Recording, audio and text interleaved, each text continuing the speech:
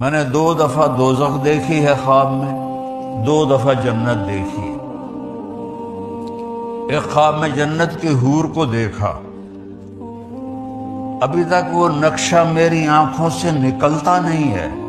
اور جو میں جنت بیان کرتا ہوں یہ کتابوں میں جو پڑھی ہے وہ بیان کرتا ہوں، لیکن جو اللہ کی قسم جو میں نے حسن دیکھا میرے پاس الفاظ نہیں ہیں، اور نہ ہی کسی کے پاس ہوں گے، کہ جن کو اللہ نے بنایا